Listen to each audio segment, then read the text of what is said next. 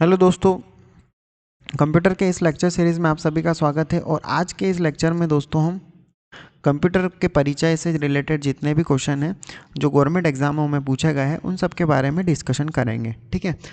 ये जो बुक है दोस्तों, ये बुक पुणेकर पब्लिकेशन की बुक है जो MPPAB के जितने भी एग्ज़ामें होती है जिसमें कंप्यूटर पूछा जाता है, जिन जिन एग्ज़ामों में, उन एग्ज़ामों के सारे क्वेश्चन इसमें कवर है। और काफ़ी अच्छी बुक है दोस्तों। इस बुक को परचेस करने के लिए आप डिस्क्रिप्शन में लिंक दे रखी है, आप वहाँ से इसे परचेस कर सकते हो अमेजोन के थ्रू। तो आइए चलो हम स्टार्ट करते हैं कंप्यूटर का परिचय। ठीक है, तो कंप्यूटर के परिचय में सबसे पहले जो हमारे सामने क्वेश्चन है, क्वेश्चन नंबर फर्स्ट में पूछा है, कंप्यूटर की पीढ़ी में VLSI और माइक्रो प्रोसेसर अस्तित्व में आया। तो दोस्तों कंप्यूटर की पीढ़ी की बात करें तो कंप्यूटर की टोटल 5 पीढ़ियाँ हैं। ठीक है, उसमें VLSI और माइक्रो प्रोसेसर ये चीज़ क्या होती है इसके बारे में जाने तो कंप्यूटर दोस्तों सबसे पहले इनपुट लेता है, फिर प्रोसेसिंग होती है। तो उस प्रोसेसिंग को करने के लिए प्रोसेसर लगे होते हैं, यानी कि प्रोसेसिंग डिवाइस उन लगी होती है। उन डिवाइस को हम माइक्रो प्रोसेसर VLSI कहते हैं, जो किसी पीढ़ी में उपयोग किए गए थे। ठीक है, या बहुत सारे अलग अलग पीढ़ियों में अलग अलग तरीके की डिवाइस उपयोग में लाए गए। जैसे कि हम बात करें तो पहले जनरेशन के जो कंप्यूटर थे, पहली पीढ़ी के जो कंप्यूटर थे, उनमें वैक्यूम ट्यूब का इस्तेमाल किया गया था, जिसे हम वॉल्व भी कहते हैं। ठीक है, आगे बढ़े तो दूसरी पीढ़ी के जो कंप्यूटर थे, दूसरी पीढ़ी के कंप्यूटर में ट्रांजिस्टर का उपयोग किया गया था। ठीक है, दूसरी पीढ़ी के कंप्यूटर में ट्रांजिस्टर का उपयोग किया गया था। और तीसरी पीढ़ी के जो कंप्यूटर थे उनमें हम IC यानी कि इंटीग्रेटेड सर्किट का उपयोग प्रोसेसिंग के लिए किया गया था। इन सब प्रोसेसर डिवाइस के बारे में जान रहे हैं हम। और चौथी पीढ़ी में जिसे माइक्रो प्रोसेसर कहा जाता है, ठीक है, जिसे VLSI माइक्रो प्रोसेसर उपयोग में लाया गया था। VLSI का फुल फॉर्म होता है वेरी लार्ज स्केल इंटीग्रेशन। ठीक है, और पांचवी पीढ़ी में अभी तक हम माइक्रो प्रोसेसर का ही उपयोग करते हैं। अब कंप्यूटर के इसमें जाने तो VLSI और माइक्रो प्रोसेसर अस्तित्व में आया था दोस्तों, वो आया था चौथी पीढ़ी में। ठीक है, अब आगे बढ़े तो इसका जो और आंसर है, अब इसके डिस्क्रिप्शन में क्या लिखा है इसके बारे में अगर कुछ जाने तो कंप्यूटर की चौथी पीढ़ी में VLSI और माइक्रो प्रोसेसर अस्तित्व में आया, जैसे कि हमने देखा है। और कंप्यूटर का अर्थ यानी कि माइक्रो प्रोसेसर का अर्थ होता है एक सिंगल चिप बहुत सारी आईसीस को लगाना, यानी कि माइक्रो प्रोसेसर को हम सिंगल चिप भी कहते हैं। और बहुत सारी आईसी से मिलकर एक माइक्रो प्रोसेसर का निर्माण होता है। तो जो माइक्रो प्रोसेसर का निर्माण होता है, हजारों आईसीस को मिलाकर इसका निर्माण होता है। ठीक है, तो इस तरीके से हम जान सकते हैं कि कई सारे आईसी को लगाना भी एक माइक्रो प्रोसेसर ही कैटेगरी में आता है। कंप्यूटर की इस जनरेशन में माइक्रो प्रोसेसर के उपयोग के कारण कंप्यूटर का आकार छोटा हो गया, यानी कि चौथी पीढ़ी में जैसे ही माइक्रो प्रोसेसर का उपयोग किया तो कंप्यूटर का आकार थोड़ा और छोटा हो गया। अगर हम देखें तो फर्स्ट जनरेशन में काफ़ी बड़ा था, सेकंड में थोड़ा कम हुआ, फिर आईसी आए फिर कम हुआ, माइक्रो प्रोसेसर आया फिर कम हुआ। तो इस तरीके से दोस्तों कंप्यूटर के आकार में भी इसमें छोटा हुआ। और उसके बारे में जाने तो डाटा स्टोर करने के लिए डाटाबेस कॉन्सेप्ट का आविष्कार चौथी पीढ़ी में हमें देखने को मिलता है। अब क्वेश्चन नंबर 2 में पूछा है आस्की का पूरा नाम क्या है। तो आस्की का पूरा नाम है दोस्तों American standard code for information interchange. तो इसका आंसर जो है ब वाला होगा, या अमेरिकन स्टैंडर्ड कोड फॉर इंड, ये नहीं आएगा दोस्तों, information interchange, American standard code for, हाँ ये द वाला जो है इसका राइट आंसर होगा। अब इसके बारे में जाने, आस्की के बारे में अगर कुछ जाने हम तो आस्की क्या होता है इसको समझे। तो जैसे ही दोस्तों कंप्यूटर जो होता है हमारी बाइनरी लैंग्वेज समझता है, मतलब प्रोसेसर जो होता है बाइनरी लैंग्वेज समझता है। कोई भी प्रोसेस करता है, कोई भी इंफॉर्मेशन को प्रोसेस करता है तो उसे बाइनरी लैंग्वेज चाहिए, तभी वो उसे प्रोसेस करेगा। हम दोस्तों इनपुट देते हैं तो इनपुट क्या होता है, हमारी लैंग्वेज में हम देते हैं। ठीक है, अब इसके ये इनपुट डिवाइस लगे होते हैं इनपुट लेने के लिए, वो डिवाइस क्या करते हैं उस लैंग्वेज को बाइनरी कोड में कन्वर्ट करते हैं। हमारी जो लैंग्वेज है, अगर मैंने ए इनपुट दिया तो इसको बाइनरी भाषा में कन्वर्ट करेंगे और प्रोसेसर को देंगे। प्रोसेसर उसको प्रोसेस करेगा, उसके बाद उस बाइनरी लैंग्वेज को आउटपुट डिवाइस के थ्रू वापस कन्वर्ट करके उसे हमारी लैंग्वेज में प्रदर्शित करता है आउटपुट डिवाइस। ठीक है, तो अब जाने अगर हम दोस्तों तो आस्की क्या होता था। आस्की एक मानक कोड है जिसने ये बताया कि ए को हम क्या रखेंगे, ए को 0 रखेंगे, 0 1 0 रखेंगे, इस तरीके से क्या रखेंगे। तो इस तरीके से जाने तो आस्की जो है यह बाइनरी लैंग्वेज में कन्वर्जन कोड लिखे होते हैं सारे अल्फ़ाबेट के। तो इसमें जैसे हम जाने तो एक बाइट का मतलब होता है 8 बिट। ठीक है, एक बाइट का मतलब होता है 8 बिट। तो एक कैरेक्टर को स्टोर करने के लिए 8 बिट की ज़रूरत होती है दोस्तों। अगर मुझे ए को स्टोर करना है तो मुझे 8 बिट की ज़रूरत होगी, यानी कि 8 बिट क्या, यानी कि 8 बार, या तो 0 1 0 1 0 1 1 0 1 2 3 4 5 6 7 8, ठीक है, इसको मिटा देते हैं। तो ये जो 8 वर्ड, ये जो 8 आपको कोड दिख रहा है 0101, ठीक है, ये इस तरीके से इतना बड़ा एक एड्रेस होगा, उसमें एक कैरेक्टर को रखेंगे हम, यानी कि ए को रखा, बी को रखा, सबके लिए अलग अलग एड्रेस होंगे, ठीक है। अब इसको कैसे डिसाइड करेंगे कि इसके लिए कितने 1 रखना है, कितने 0 रखना है, कैसे डिसाइड होगा? तो इसको डिसाइड करने के लिए दोस्तों 2 की पावर चलती है। 2 की पावर 0 का मतलब यहाँ पे 0, 2 की पावर 1, 2 की पावर 2, इस तरीके से दोस्तों 2 की पावर 7 तक यह जाता है। अगर मान लो 2 की पावर 2 का मतलब क्या होता है, 4, ठीक है। अगर कैरेक्टर बी का जो नंबर डिसाइड किया हमने कि बी 4 जो है कैरेक्टर बी स्टोर करेगा, तो 4 के लिए हमारा कोड क्या होना चाहिए? तो 4 के लिए हम क्या करेंगे, 2 की पावर 2 तक लाएंगे। बाकी जो है सब, अगर 2 की पावर 2 पे हम 1 रखेंगे और बाकी सब जगह अगर हम 0 रखेंगे, ठीक है, तो 0 का मतलब ये होता है कि 2 की पावर अगर 3 भी है तो उसे काउंट नहीं करना है, लेकिन 1 है तो 2 की पावर 3 को काउंट करेंगे। ऐसे ही अगर 2 की पावर 2 है तो हम 4 को काउंट करेंगे, अगर बाकी सब जगह अगर 0 है तो उसको हम काउंट नहीं करेंगे, ठीक है, 0 की जगह हम 2 की पावर को काउंट नहीं करेंगे, ठीक है। तो इस तरीके से 4 जो है हमने देखा कि 4 एक बी का कैरेक्टर है, तो 4 इसका जो कोड होगा वो क्या होगा?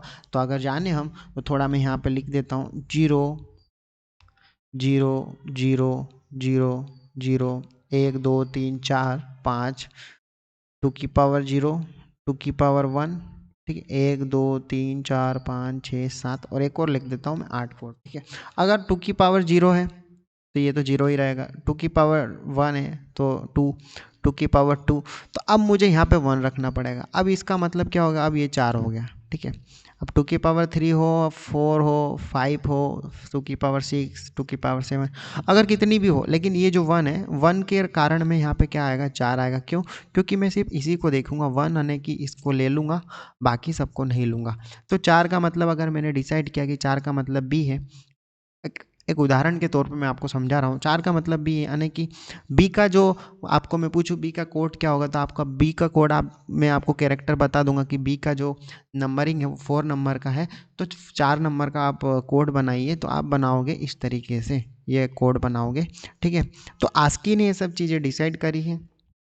तो अब 256 के बारे में जाने, तो इसमें 256 कोड होते हैं, यानी कि 2 की पावर में जाने तो 8, ठीक है, 2 की पावर 7 तक ये 256 कोड टेक्स्ट को निरूपित करने के लिए उपयोग किए जाते हैं। यानी कि 256, जैसे कि मैंने 4 मतलब बी को प्रदर्शित किया, ठीक है, इसी तरीके से आगे सी को प्रदर्शित करने के लिए 5 लूँगा, डी को प्रदर्शित करने के लिए 6 लूँगा। तो इस तरीके से सारे कैरेक्टर को प्रदर्शित करते करते 256 कैरेक्टर हमें देखने को मिलते हैं, उसमें सिम्बल्स भी आ जाते हैं, नंबर्स भी आ जाते हैं, सारी चीज़ें आ जाती हैं, ठीक है। तो आई होप आपको इतना क्लियर हुआ होगा। अब क्वेश्चन नंबर 3 में चले। कंप्यूटर एक डिवाइस है दोस्तों, तो कंप्यूटर एक इलेक्ट्रॉनिक डिवाइस है जिसमें ब वाला जो इसका राइट आंसर है। कंप्यूटर इलेक्ट्रॉनिक उपकरण है जो सूचनाओं को प्रोसेस कर चाहे वह परिणाम देने की क्षमता रखता है, वो चाहे वह कितने भी बड़े या छोटे हो, अतः ब पूर्णतः सही है, ठीक है। तो कंप्यूटर एक इलेक्ट्रॉनिक उपकरण है, ठीक है, ये तो हमें जानने को मिला। और यह क्या करता है दोस्तों? प्रोसेसिंग करता है, परिणाम देने की क्षमता रखता है, ठीक है। अब आगे बढ़े, क्वेश्चन नंबर 4 में पूछा है कंप्यूटर में निम्न में से क्या परिणाम प्रदर्शित नहीं करता है? तो दोस्तों कंप्यूटर जो बेसिक कार्य होते हैं वो इनपुट लेना, ठीक है, इनपुट के बाद वो प्रोसेसिंग करता है, उसके बाद क्या होता है दोस्तों? आउटपुट आता है, और आउटपुट के बाद वह स्टोरेज करता है।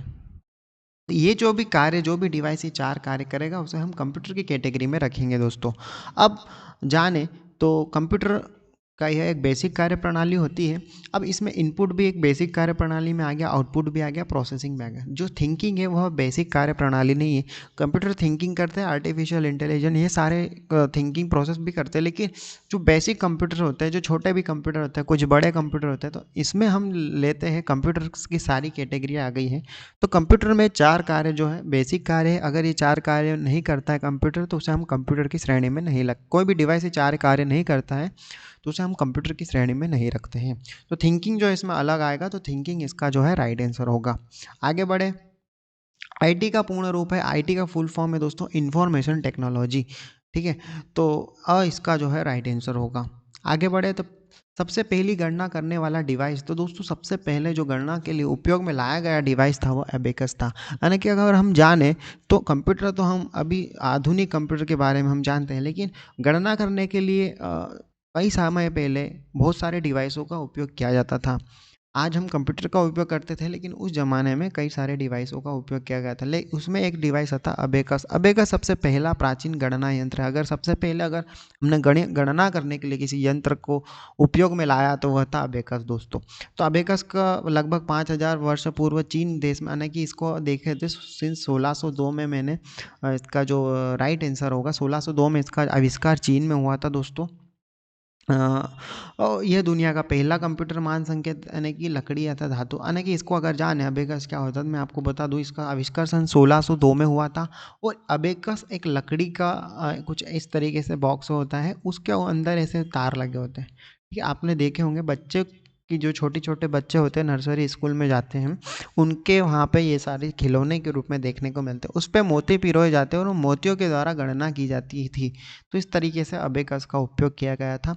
1602 में इसने चीन में इसका आविष्कार हुआ था और बेबोलिन मेसोपोटामिया में इसको उपयोग में लाया गया था। ठीक है, आगे बढ़े तो निम्न में से क्या एक कंप्यूटर क्लासिफिकेशन वर्गीकरण है। तो मैं आप उस यहाँ पे थोड़ा इसको साफ करूँ।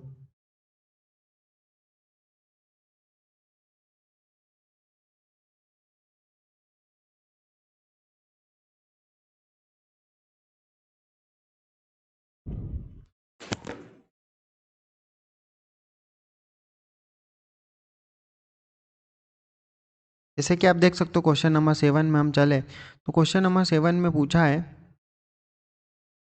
निम्न में से क्या एक कंप्यूटर क्लासिफिकेशन वर्गीकरण है।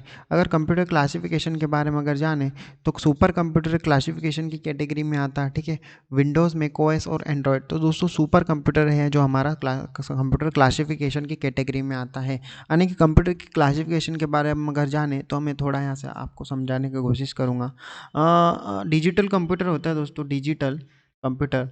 और एक होते हैं दोस्तों हमारे एनालॉग कंप्यूटर। और एक होता है दोस्तों हमारे हाइब्रिड कंप्यूटर। ठीक है, तीन तरीके के कंप्यूटर हमें देखने को मिलते हैं। डिजिटल कंप्यूटर जो होते हैं डिजिटल सिग्नल में वर्क करते हैं, यानी कि डिजिटल सिग्नल जो होते हैं दोस्तों 0 1 में जो इस तरीके से होते हैं। यानी कि 0 का मतलब होता है और 1 का एक मतलब होता है। 0 का मतलब अगर हम जाने तो होता है स्विच सर्किट में काम करता है। ठीक है दोस्तों, तो 0 का मतलब है लाइट ऑफ और 1 का मतलब है लाइट ऑन, स्विच ऑफ, इस तरीके से जान सकते हैं। तो यह जो होते हैं 0 और 1 में काम करते हैं। इसमें जो डाटा होता है 0 और 1 में प्रोसेसिंग होता है, यानी कि कई बार करोड़ों सिग्नल्स जाते हैं लुपचुप होते हैं सर्किट्स के अंदर। उस तरीके से वेरिएशन के कारण हमें डिजिटल कंप्यूटर वर्क करता है। अगर हम इसे जाने एनालॉग कंप्यूटर के बारे में अगर जाने तो एनालॉग कंप्यूटर दोस्तों एनालॉग जो सिग्नल होते हैं उसमें वर्क करते हैं, यानी कि ये एनालॉग सिग्नल को डिटेक्ट करते हैं और एनालॉग सिग्नल को प्रोसेस करते हैं और एनालॉग सिग्नल में यह वर्क करते हैं। यानी कि जाने तो एनालॉग सिग्नल क्या होता है, तो जो हम जो बोलते हैं ये ध्वनि है, यह भी एक एनालॉग सिग्नल है। क्योंकि कंटिन्यूसली मैंने आवाज़ बढ़ती है और कम होती है। ठीक है, फिर बढ़ती है फिर कम होती है, फिर मैं धीरे बोलता हूँ फिर वापस तेज बोलने लग जाता हूँ। तो एकदम धीरे धीरे आगे बढ़ ग्राफ जो है मेरा एकदम से ऊपर जाता धीरे से नीचे आता है, मतलब कंटिन्यूस बढ़ता कंटिन्यूस कम होता है। इस तरीके से आप जान सकते हो। अ, अगर इसका मैं एक एग्जांपल लेने की कोशिश करूँ दोस्तों, तो आपने जो मोटरसाइकिल देखी है, मोटरसाइकिल में जो मीटर आता है उसमें जो कांटा लगा होता है वो एनालॉग होता है।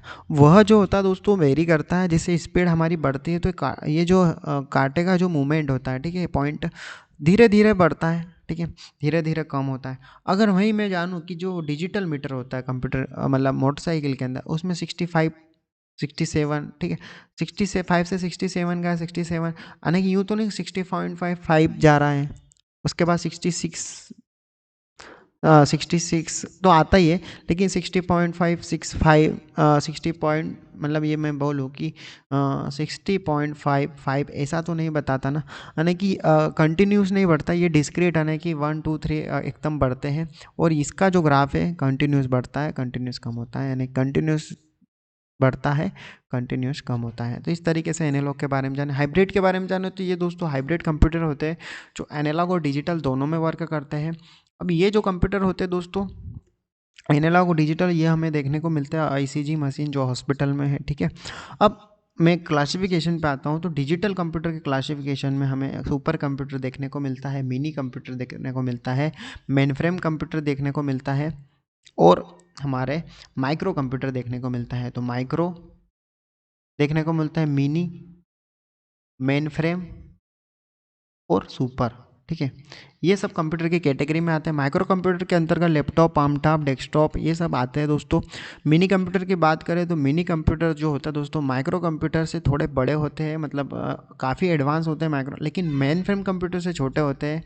इसमें मल्टीपल यूज़र होते हैं, इसको कोई सारे लोग एक साथ यूज़ कर सकते हैं मिनी कंप्यूटर को, जैसे कि आप बड़े बड़े बिजनेस में इसका उपयोग किया जाता है। ठीक है, माइक्रो कंप्यूटर जो होते हैं दोस्तों एक ही व्यक्ति इसको इस्तेमाल करता है। मेन फ्रेम की बात करें तो डेटा सर्वर, जैसे कि गूगल का सारा डेटा एक सर्वर कंप्यूटर में अंदर रखा हुआ है, वो जो कंप्यूटर होता है मेन फ्रेम कंप्यूटर होता है। हालांकि अगर जाने हम तो हम जो एग्ज़ाम फॉर्म भरने जाते हैं, तो जो एग्ज़ाम फॉर्म भरते हैं तो वो एग्ज़ाम फॉर्म भरते हैं तो हमारा जो डेटा चाहे जिस कंप्यूटर में लोड होता है वो मेन फ्रेम कंप्यूटर होता है उसमें, क्योंकि काफ़ी सारा डेटा उसमें मैनेज होता है, काफ़ी सारा डेटा रखा होता है, काफ़ी बड़ा कंप्यूटर होता है जो हमारे डाटा को रखता है, स्टोर करता है। सुपर कंप्यूटर के बारे में जाना है तो मौसम संबंधी जितनी भी गतिविधियां हैं हमें जैसे न्यूज़ चैनल में पहले ही पता चल जाता है कि कब बारिश होने वाली, कब कितना टेम्परेचर, तो ये सब चीज़ें जो दोस्तों सुपर कंप्यूटर करता है, काफ़ी एडवांस होता है सुपर कंप्यूटर। तो इस तरीके से मैंने कंप्यूटर की क्लासिफिकेशन के बारे में आपको थोड़ी सी डिटेल दी, जिससे आपको क्वेश्चन को समझने में और इससे रिलेटेड अदर क्वेश्चन जो बनेंगे उसमें आपको हेल्प रहेगी दोस्तों। अब ये तो मैंने आपको समझा दिया कंप्यूटर के बारे में। ठीक है, तो ये सुपर कंप्यूटर जो है दोस्तों यह हमारा डिजिटल कंप्यूटर का एक क्लासिफिकेशन है। ठीक है, अब आगे बढ़े। क्वेश्चन नंबर 4 में पूछा है कंप्यूटर के 4 प्रमुख कार्य। जैसे कि मैंने आपको बताया कि कंप्यूटर अगर है तो उसके 4 बेसिक कार्य होंगे। वो पहले नंबर पे इसकी अगर सीक्वेंस की बात करें तो इसका सीक्वेंस यही होगा कि पहले वह इनपुट लेगा, दूसरे नंबर पे वो प्रोसेसिंग करेगा, तीसरे नंबर पे वो आउटपुट देगा और चौथे नंबर पे जाके वह स्टोर करेगा। ऐसा नहीं होगा कि पहले स्टोर करेगा फिर आउटपुट देगा। ठीक है, ये जो है सीक्वेंस इसका राइट है और यही क्वेश्चन पटवारी की 2017 में पूछा गया था। उत्तर इसका जो है 10 सही है। ठीक है, जैसे कि मैंने आपको बताया। अब क्वेश्चन नंबर 9 में चले तो निम्न में से क्या कंप्यूटर का मूल कार्य नहीं है। तो दोस्तों कंप्यूटर का मूल कार्य है इनपुट स्वीकार करना, डाटा प्रोसेस करना, डाटा स्टोर करना, जैसे कि चार बेसिक कार्य प्रणाली समझे हमने। टेक्स्ट कॉपी करना एक मूल कार्य में नहीं आता। यानी कि कंप्यूटर डिवाइस है कोई सा भी, जैसे कि कंप्यूटर काफ़ी तरीके के होते हैं। अगर हम जाने तो जो हमारा वॉशिंग मशीन होती है उसमें भी एक कंप्यूटर चिप लगी होती है। ठीक है, अब उसमें इनपुट होता है, हम इनपुट देते हैं, डाटा प्रोसेस होता है, डाटा स्टोर भी होता होगा और वह इस तरीके से वर्क करता है। लेकिन टेक्स्ट कॉपी करना ना करना कंप्यूटर का मूल कार्य नहीं है। अगर कॉपी करे या ना करे उससे कंप्यूटर डिवाइस को कोई फ़र्क नहीं पड़ता, लेकिन अगर वह इनपुट लेना स्वीकार कर बंद कर देगा तो कंप्यूटर की कार्य प्रणाली में आएगा ही नहीं, यानी कंप्यूटर नाम ही ना, हम उसको बोलेंगे ही नहीं कि ये कंप्यूटर है। ठीक है, तो ये उसका मूल कार्य है। तो 3 जो इसके मूल कार्य है और चौथा जो इसका मूल कार्य नहीं है तो वह है टेक्स्ट कॉपी करना। अब आगे बढ़े दोस्तों, हम पेज नंबर 2 पे चलते हैं।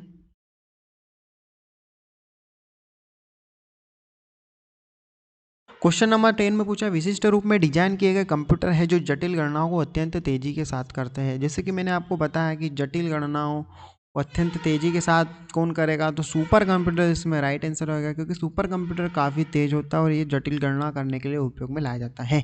मेन फ्रेम के बारे में जाने तो मेन फ्रेम कंप्यूटर मैंने आपको बताया कि काफ़ी सारे जो कंप्यूटर होते हैं जो डाटा को रखने के लिए उपयोग में लाया जाता है, काफ़ी सारा डेटा जो स्टोर किया जाता है। जैसे हम एग्जाम फॉर्म भरते हैं तो हमारा जो डेटा है जिस कंप्यूटर में रखा है वो मेन फ्रेम कंप्यूटर होगा। क्वेश्चन नंबर स जो ऑप्शन स है ये माइक्रो कंप्यूटर कैटेगरी में आता है और सर्वर एक अलग चीज़ होती है जो हमें आगे इंटरनेट में पढ़ने को मिलेगी। क्वेश्चन नंबर ब जो है इसका राइट आंसर होगा। ठीक है, आगे बढ़े। आस्की का पूरा नाम, जैसे मैंने आपको समझाया, आस्की का पूरा नाम जो American standard code for information interchange, code for इसका जो राइट आंसर है स वाला है। तो जैसे मैंने आपको बताया आस्की क्या होता है, तो यह बाइनरी लैंग्वेज में, हमारी लैंग्वेज को बाइनरी लैंग्वेज में कन्वर्ट करने के लिए इसके अंदर सारे कोड लिखे होते हैं कि ए का मतलब कौन सा कोड लिखना है, बी में कौन सा लिखना है, सी में कौन सा लिखना है, डी में कौन सा लिखना है। इस तरीके के सारे कोड जो है आस्की लिखता है। आस्की ने एक मानक बना रखा है उसका। ठीक है, तो इस तरीके से हमने कुछ जाना। अब क्वेश्चन नंबर 12 में पूछा है कंप्यूटर की सर्वाधिक तेज, सर्वाधिक शक्तिशाली तथा सर्वाधिक मूल्यवान श्रेणी है। तो दोस्तों सर्वाधिक तेज, सर्वाधिक शक्तिशाली तथा सर्वाधिक मूल्यवान श्रेणी सुपर कंप्यूटर आएगा। पर्सनल कंप्यूटर आएगा माइक्रो कंप्यूटर के अंदर, डेस्कटॉप भी माइक्रो कंप्यूटर के अंदर। मेन फ्रेम कंप्यूटर एक अलग कंप्यूटर जो जिसमें डाटा काफ़ी सारा रखा जाता है, जिससे कि हम एग्जाम फॉर्म भरने जाते हैं तो वहाँ पे जो डाटा हमारा जो स्टोर होता है बड़े कंप्यूटर में वो मेन फ्रेम कंप्यूटर होता है। तो इस तरीके से दोस्तों मैं बार बार रिपीट कर रहा हूँ जिससे आपको चीज़ें याद हो जाएगी। क्वेश्चन नंबर 13 में पूछा है एक से अधिक प्रोसेसर वाला कंप्यूटर कहलाता है। तो दोस्तों एक से अधिक प्रोसेसर वाला जो कंप्यूटर है वह मल्टी प्रोसेसर कहलाएगा। यानी कि आप देखें तो नाम से ही हमें पता चलता है मल्टी, यानी कि मल्टीपल प्रोसेस एक साथ करता है।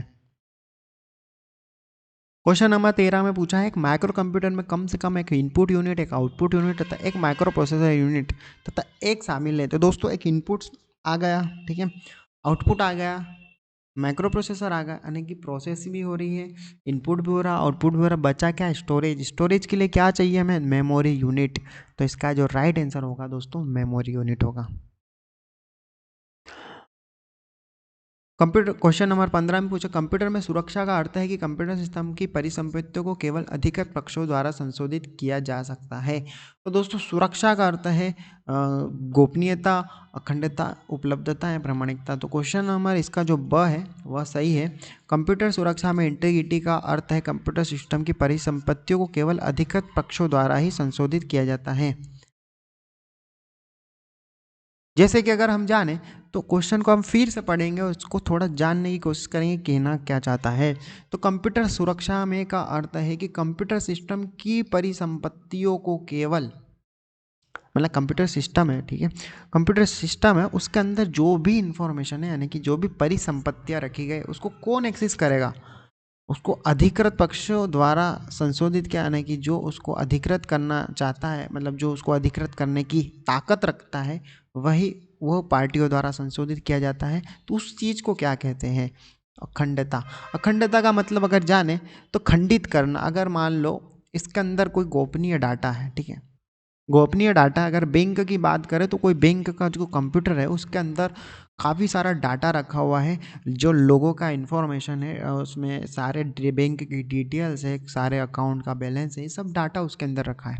अब मान लो उसे कोई थर्ड पर्सन, यानी कि थर्ड पर्सन का मतलब जाने कि अगर वहाँ बैंक का एम्प्लॉय है उसे आईडी पासवर्ड पता है, अगर वो उसे ओपन करता है, जिसे आईडी पासवर्ड पता है वो उसे ओपन करता है और उसके संपत्तियों को अधिकृत मतलब देखता है, समझता है, तो उसे क्या कहा जाता है, उसे अखंडता कहा जाता है, क्योंकि इसे वो खंडित नहीं कर रहा है, ठीक है, उसे यह कुछ किसी भी तरीके से खंडित नहीं, हैक नहीं कर रहा है, ठीक है, खंडित नहीं कर रहा है। लेकिन अगर कोई तीसरा व्यक्ति इसे इस्तेमाल कर रहा है, उसके पास भी अगर आईडी पासवर्ड उसने बना ली है, ठीक है, या किसी अन्य तरीके से वह उसे इसको तोड़ सकता है, इसकी खंडता कर सकता है और उसके बाद इसके अंदर की इन्फॉर्मेशन को जान सकता है, तो वह जो होगा दोस्तों खंडित कर देगा इस कंप्यूटर को। इस तरीके से हम जाने, ठीक है। तो अखंडता का मतलब होता है केवल वही व्यक्ति इसे इस्तेमाल कर सकता है जो इसे उपयोग में लाता है, तो वह इस कंप्यूटर की अखंडता कहलाएगी। गोपनीयता की बात करें तो इसके अंदर का जो डाटा है वह गोपनीय है, सुरक्षित है, मतलब गोपनीय है, यानी कि अगर वह डाटा किसी और के हाथ में चले जाएगा तो फिर उसकी गोपनीयता नहीं रहेगी। तो कंप्यूटर पासवर्ड प्रोटेक्शन देता है जिससे वो डाटा गोपनीय रहे। तो कंप्यूटर के अंदर एक गोपनीयता की फैसिलिटी होती है। कंप्यूटर अखंडता का भी प्रमाणिकता का देता है कि जो उसके पास आईडी पासवर्ड है वही उसे इस्तेमाल कर सकता है, ठीक है। जैसे अगर हम एक छोटा सा एग्जांपल लें तो हमें काफ़ी अच्छे से समझ में आएगा। हमारा घर है, हमारे घर में हमने ताला लगाया है, ताला लगाया है, अगर उस ताले की चाबी हमारे पास और अगर हम उस ताले को खोल के घर के अंदर प्रवेश करते हैं तो हमें घर की अथॉरिटी है, मतलब उस घर की ताले को हमने तोड़ा नहीं, मतलब कि उस घर को हमने खंडित नहीं करा। अब उसके अंदर जितनी भी डाटा है, जो भी पैसे रखे वो सब गोपनीय है, ठीक है। अब उनको मैं चुरा लेता हूँ, ठीक है, तो उसके घर की गोपनीयता भी एक तो खत्म हो गई। फिर दूसरी बात, वह जो खंडता आना, किसी कोई ताला तोड़ के अंदर चलेगा तो उस घर की खंडित हो गए, वो घर की मतलब बोल सकते हैं सिक्योरिटी खत्म हो गई।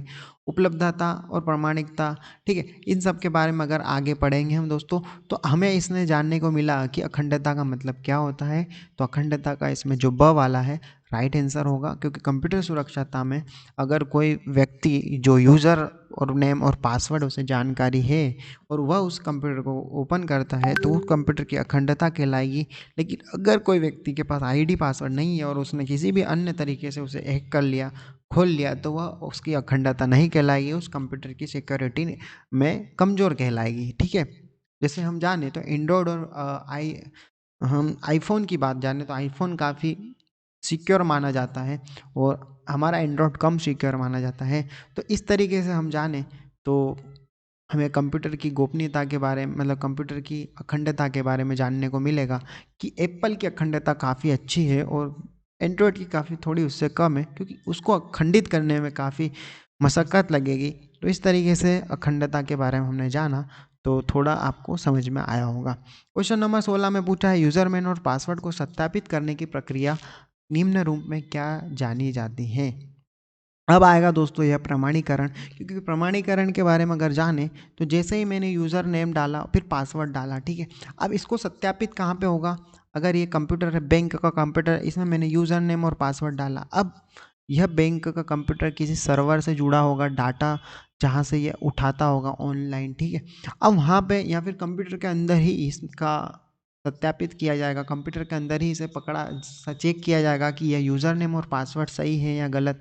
तो उसको सत्यापित करने के बाद वह प्रमाणिकता देगा कि ये हाँ ये व्यक्ति सही है और इसे इसका उपयोग करने के लिए इसे हम अलाउ कर सकते हैं। तो प्रमाण करेगा, ठीक है। प्रमाण पत्र के अगर बारे में जाने तो हमारा प्रमाण पत्र है, ये प्रमाण करता है कि मेरा नाम, इस व्यक्ति का नाम यह है और यह सही व्यक्ति है और इसका ये प्रमाण पत्र है। इसी तरीके के यूज़र नेम और पासवर्ड जो है उस व्यक्ति का एक्सेस, उस कंप्यूटर को एक्सेस करने के लिए एक प्रमाण पत्र है और उसको वह प्रमाणीकरण करेगा, कंप्यूटर प्रमाणीकरण करेगा कि यह इसमें प्रवेश कर सकता है। तो इस तरीके से जाना। एडमिट कार्ड के थोड़ा हम जाने एग्ज़ाम के पर्सपेक्टिव जाने तो हमारा जो एडमिट कार्ड है, हम एडमिट कार्ड के बिना अगर एग्ज़ाम देने जाएंगे तो हमारे को एग्ज़ाम में बैठने को नहीं मिलेगा। लेकिन अगर एडमिट कार्ड होगा तो वो हमारे यूज़र और नेम और पासवर्ड का काम करेगा और जो टीचर है वो एक सत्यापित करेगा, उसे प्रमाणीकरण करेगा कि हाँ यह व्यक्ति सही है और ये एग्ज़ाम देने के लिए इसी का एडमिट कार्ड में नाम है जो एग्ज़ाम देने आया है। तो इस तरीके से दोस्तों हमने कुछ जानने की कोशिश की, यूज़र नेम पासवर्ड कंप्यूटर के अंदर इस तरीके से प्रमाणीकरण होता है, उस प्रोसेस को प्रमाणीकरण कहते हैं, ठीक है, जो अलाउ करती है, ठीक है। आगे बढ़े, क्वेश्चन नंबर 17 में पूछा है, माइक्रो प्रोसेसर आधारित एक कंप्यूटिंग यंत्र है। दोस्तों माइक्रो प्रोसेसर के बारे में जाने तो हमने पता चला कि चौथी पीढ़ी में हमने माइक्रो प्रोसेसर का उपयोग किया था। तो पर्सनल कंप्यूटर में हमने माइक्रो प्रोसेसर का उपयोग करते हैं, मेन फ्रेम में करते हैं, सुपर में करते हैं, एनालॉग कंप्यूटर में। तो दोस्तों पर्सनल कंप्यूटर में माइक्रो प्रोसेसर आधारित एक कंप्यूटर यंत्र है, ठीक है। मेन फ्रेम में के बारे में अगर जाने तो मेन फ्रेम एक अलग कंप्यूटर में आता है, सुपर कंप्यूटर एक अलग कैटेगरी में, लेकिन माइक्रो प्रोसेसर जो है दोस्तों हम पर्सनल कंप्यूटर में इसका उपयोग करते हैं, जो चौथी पीढ़ी के कंप्यूटर थे। तो माइक्रो प्रोसेसर एक कंप्यूटिंग यंत्र है, पर्सनल कंप्यूटर, ठीक है। आगे बढ़े, क्वेश्चन नंबर 18 में पूछा पर्सनल कंप्यूटर का जनक कौन है। दोस्तों पर्सनल कंप्यूटर का जो जनक है एडवर्ड रॉबर्ट है, ठीक है। पीसी यानी कि पर्सनल कंप्यूटर का जो जनक है दोस्तों वह कौन है, एडवर्ड रॉबर्ट। चार्ल्स बेबेज की बात करें तो इन्होंने 1833 में एनालिटिकल इंजन बनाया था। उस एनालिटिकल इंजन के कारण इन्हें फादर ऑफ कंप्यूटर कहा जाता है। तो कंप्यूटर का जनक किसे कहा जाता है, तो चार्ल्स बेबेज को कहा जाता है, जिन्होंने 1833 में एक कंप्यूटर बनाया था जिसे एनालिटिकल इंजन कहते हैं और वह विश्व का पहला कंप्यूटर माना जाता है। उस कंप्यूटर के अंदर दोस्तों एक प्रोग्रामिंग लैंग्वेज का भी उपयोग किया गया था। उस प्रोग्रामिंग लैंग्वेज को बनाने वाली लेडी का नाम था लेडी एडा अगस्ता। तो ये जो वाला जो है इसमें, इसके बारे में अगर हम जाने तो इसने जो पहला प्रोग्राम लिखा था वह कौन से कंप्यूटर में, 1833 में एनालिटिकल इंजन में लिखा था और वह पहली प्रोग्रामिंग लेडी भी कही जाती है और वह कंप्यूटर दुनिया का पहला कंप्यूटर कहा जाता है और उसको बनाने वाले व्यक्ति का नाम था चार्ल्स बेबेज, जो 1833 में वह एनालिटिकल इंजन बनाया था। तो इस तरीके से दोस्तों मैंने ये यहाँ आप पढ़ सकते हो कि एडवर्ड रॉवर पर्सनल कंप्यूटर के जनक थे, चार्ल्स बेबेज को कंप्यूटर का पितामह तथा अगस्ता एडमिन को संसार की पहली प्रोग्रामर माना जाता है। क्यों माना जाता है? क्योंकि उन्होंने 1833 में जो पहला कंप्यूटर था संसार का, उसमें उन्होंने प्रोग्रामिंग की थी। तो इस तरीके से दोस्तों हमने कुछ एडिशनल इन्फॉर्मेशन को जानने की कोशिश की। क्वेश्चन नंबर 19 में पूछा आज तक कंप्यूटर की कुल पीढ़ियाँ ज्ञात है। तो दोस्तों आज तक की कंप्यूटर की 5 पीढ़ियाँ देखी जाती है। फर्स्ट जनरेशन जो है दोस्तों वह 1942 से 55, दोस्तों सब में डेटे अलग अलग तरीके से दे रखी है। किसी में 1940 से 1956 दे रखा, ठीक है, तो 1940 भी आता है। और सेकंड जनरेशन 1956 से 64, ठीक है, ये भी थोड़ा राइट है। 1965 से 1975 और फोर्थ जनरेशन 1976 से 1979 और 90, ठीक है। तो इस तरीके से दोस्तों इसकी डेट जो है सब बुकों में अलग अलग तरीके से दे रखी होती है। तो हमें सिर्फ इतना जानना है कि 5 पीढ़ियाँ होती हैं और इन पीढ़ियों में प्रोसेसर कौन कौन से होते हैं। तो पहली पीढ़ी में जैसे हम जाने तो वैक्यूम ट्यूब, दूसरी पीढ़ी में दोस्तों हम ट्रांजिस्टर का उपयोग करते, तीसरी में आईसीस का, चौथी में माइक्रो प्रोसेसर का, ठीक है। तो 4 पीढ़ी तक हमने अलग अलग प्रोसेसिंग डिवाइस का उपयोग किया। मैं बार बार इसलिए आपको रिपीट करता हूँ कि आपको यह डाटा याद हो जाए। क्वेश्चन नंबर 20 में पूछा कंप्यूटर सुरक्षा में का अर्थ है कि कंप्यूटर सिस्टम में सूचना का केवल अधिकृत पक्षों द्वारा पढ़ने का ही उपलब्ध है। यानी कि जैसे ही मैंने आपको वापस बताया कि कंप्यूटर सुरक्षा का अर्थ है कि कंप्यूटर सिस्टम में सूचना केवल अधिकृत पक्षों के द्वारा पढ़ने के लिए ही उपलब्ध है। यानी कि अब जाने हम, तो दोस्तों इसमें जो कहानी होगी वह अलग होगी, क्योंकि इसके पहले जो क्वेश्चन पूछा था उसमें अधिकृत पक्षों द्वारा संशोधित किया जाता है, संशोधित किया जाता है, और यहाँ क्या है, पढ़ना, ठीक है। तो अब पढ़ने की बात है तो उसको कौन पढ़ सकता है? वो डाटा क्या होगा? गोपनीय डाटा होगा दोस्तों। वो डाटा गोपनीय होगा और उसको पढ़ने के लिए एक अधिकृत पक्ष ही उसको पढ़ सकता है, उस पर परफॉर्म कर सकता है, उसका यूज़ कर सकता है, ठीक है। अगर कोई अन्य व्यक्ति उसका इस्तेमाल करेगा तो वह डाटा गोपनीय नहीं रहेगा, ठीक है। तो गोपनीयता का वर्ड यही है कि जो उसे अधिकृत करता है, जो उसे अधिकृत करने की क्षमता रखता है, वही व्यक्ति उस डाटा को पढ़ सकता है। अगर मैं छोटा सा एग्जाम्पल लूँ तो कोई एम्प्लॉय है बैंक का, वापस हम एग्जाम्पल बैंक पे आते हैं। इससे पहले हमने अखंडता के बारे में जाना कि अगर वह संसाधित करता है, मतलब यूज़र नेम पासवर्ड डाल के उसको अधिकृत करता है, संसाधित करके उसे ओपन कर लेता है, ठीक है। अब ओपन मान लो कोई तीसरा व्यक्ति भी आगे कर सकता है अगर उसे आईडी पासवर्ड पता चल जाए तो। अब उसके अंदर जो डाटा रखा वो तो गोपनीय है, ठीक है। अब इस व्यक्ति ने पढ़ लिया, तीसरे व्यक्ति ने जो उसकी अधिकृत नहीं रखता, मतलब ठीक है, अधिकार नहीं रखता उसको पढ़ने का, तो वह डाटा अब गोपनीय रहेगा नहीं, क्योंकि वो अब तो लीक हो जाएगा, ये व्यक्ति किसी को भी बता देगा जाके, ठीक है। अगर व्यक्ति नंबर जो फर्स्ट है, पहला जो जिसे डाटा को पढ़ने का अधिकार है, अगर मैंने बैंक के एम्प्लॉय ने इस डाटा को पढ़ा तो वह डाटा क्या रहेगा, गोपनीय रहेगा, क्योंकि वह किसी और को बताएगा नहीं, वह इन्फॉर्मेशन किसी और को लीक नहीं करेगा। तो अधिकृत अगर पक्ष इसे पढ़ेगा तो वह लीक नहीं करेगा, लेकिन कोई दूसरा व्यक्ति अगर इसको पढ़ लेगा तो वह डाटा लीक कर देगा और वो डाटा क्या गोपनीय नहीं रहेगा। तो इस तरीके से दोस्तों मैंने आपको कुछ समझाने की कोशिश करी है। अब क्वेश्चन नंबर नेक्स्ट पेज पे चलते हैं। क्वेश्चन नंबर 21 पूछा एक माइक्रो प्रोसेसर कंप्यूटर कम से कम एक इनपुट यूनिट, एक आउटपुट यूनिट तथा एक माइक्रो प्रोसेसर यूनिट तथा एक से बना होता है। तो दोस्तों एक मेमोरी यूनिट, जैसे मैंने देखा इनपुट हम देते हैं, फिर उसके बाद आउटपुट प्रोसेसिंग होती है, तीसरे नंबर पर आउटपुट आता है, दूसरे नंबर पर प्रोसेसिंग होती है, ठीक है। उसके बाद चौथे नंबर पे जो होता है वो स्टोरेज का कार्य होता है, और वो स्टोर कौन करेगा दोस्तों? मेमोरी करेगा। अगर मेमोरी उसमें नहीं होगी तो वह स्टोरेज नहीं होगा। तो इसका जो राइट आंसर होगा मेमोरी यूनिट आएगा। 22 में पूछा कंप्यूटर की निम्नलिखित में से कौन सी विशेषता इसके उपयोग को आकर्षक बनाती है। तो दोस्तों इसकी कौन सी विशेषता है जो इसे आप हमें आकर्षित करती है, हमारे उसकी कंप्यूटर की ओर हमें आकर्षित करती है? तो सूचना का स्टोरेज करना, ठीक है दोस्तों, सूचना का स्टोरेज तो हर किसी को चाहिए, इससे भी व्यक्ति आकर्षित होता है। केवल ऑटोमेटिक ऑपरेशन, परिशुद्धता और गति, ये भी सही है, परिशुद्धता गति भी चाहिए, ऑटोमेटिक ऑपरेशन भी चाहिए। तो उपरोक्त तो सभी जो है इसका दोस्तों राइट आंसर होगा। क्वेश्चन नंबर 23 में चलते हैं। इस पीढ़ी के कंप्यूटर का आकार बहुत बड़ा होता था। किस पीढ़ी में, ठीक है, कौन सी पीढ़ी में दोस्तों सबसे बड़ा आकार कंप्यूटर को देखने को मिला? तो दोस्तों पहली पीढ़ी के जो कंप्यूटर थे वो काफ़ी बड़े होते थे, जिसे फर्स्ट जनरेशन का कंप्यूटर कहा जाता है, जो आकार में बड़ा होता था।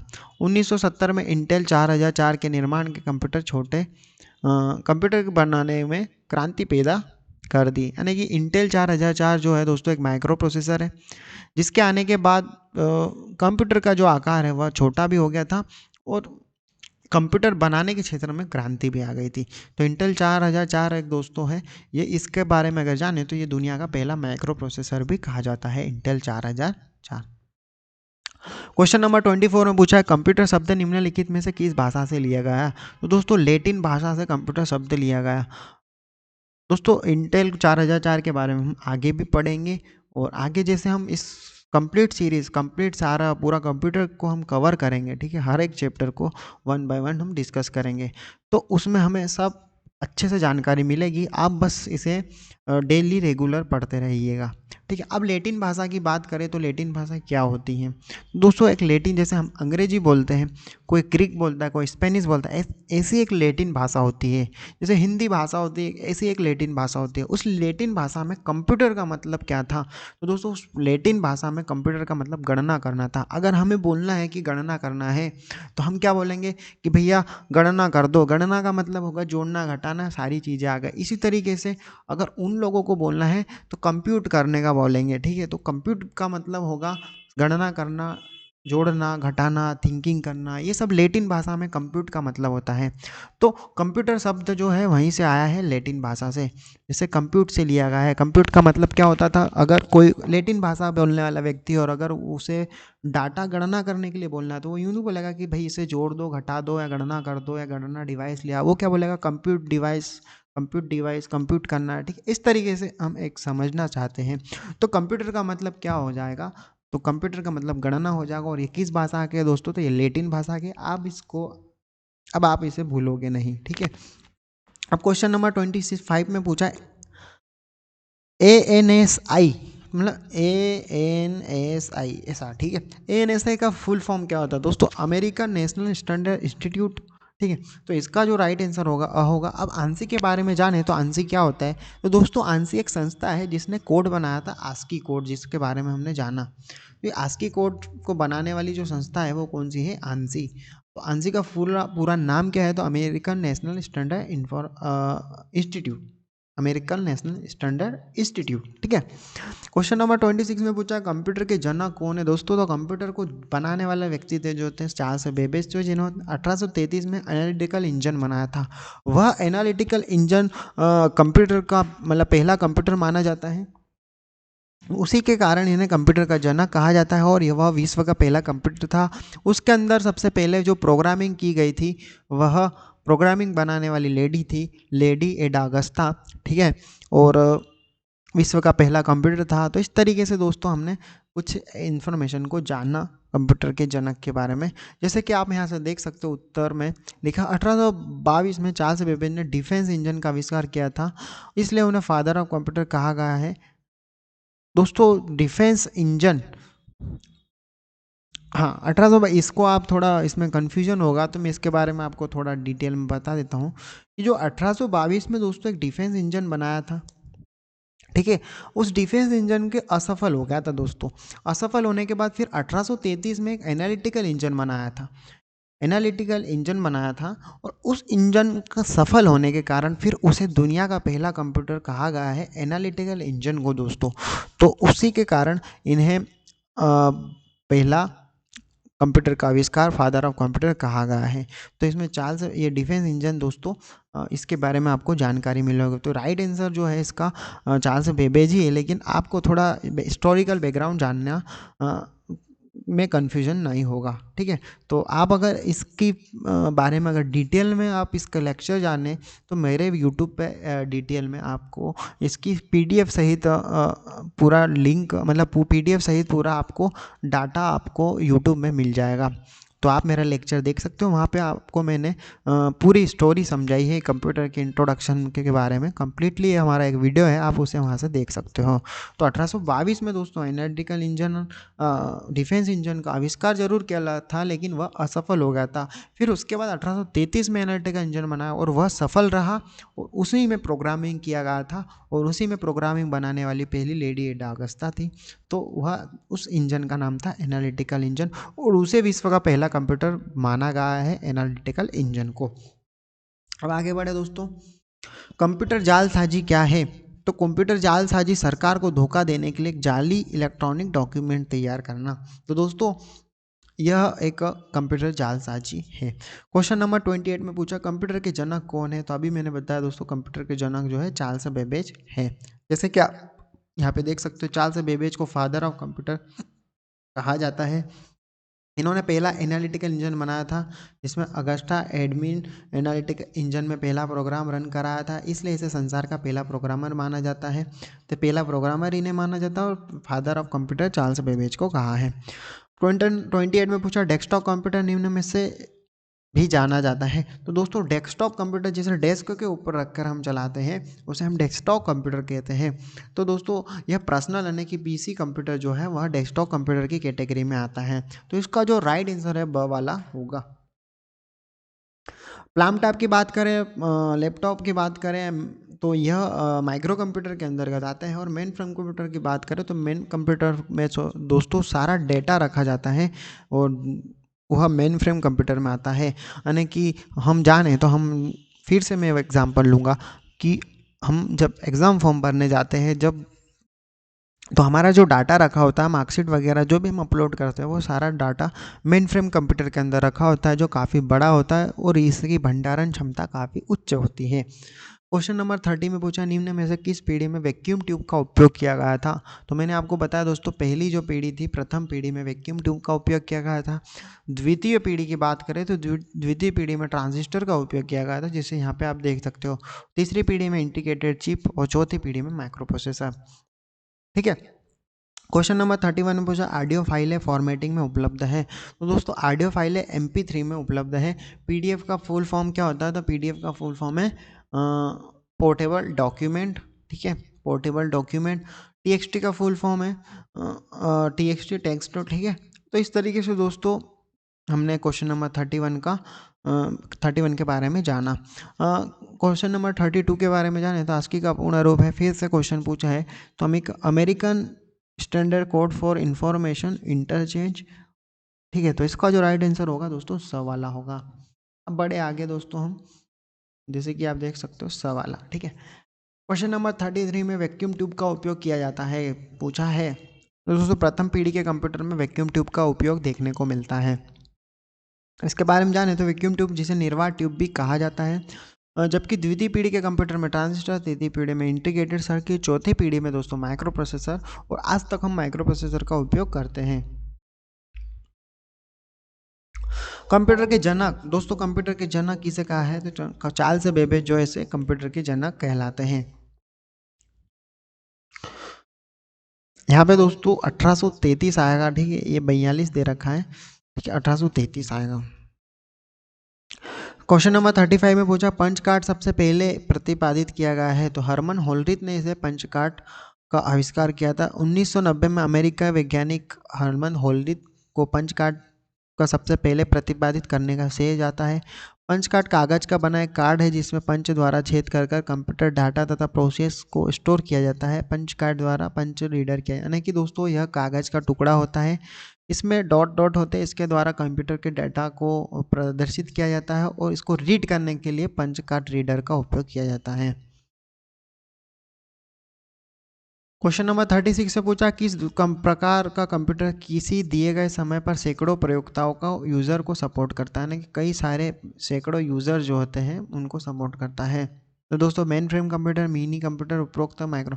दोस्तों मिनी कंप्यूटर होता है, ये भी कई सारे यूज़र को करता है, लेकिन इसकी एक लिमिट होती है। लेकिन मेन फ्रेम कंप्यूटर जो है दोस्तों सैकड़ों यानी कि सैकड़ों लोगों को यानी कि कई सारे लोगों को यह उपयोग करने के लिए सपोर्ट करता है। जैसे कि जाने हम, तो जब हम हमारा डेटा जो है, जब हम फॉर्म भरने जाते हैं तो हम एक व्यक्ति फॉर्म नहीं भरते, कई सारे लोग फॉर्म एक साथ भरते हैं।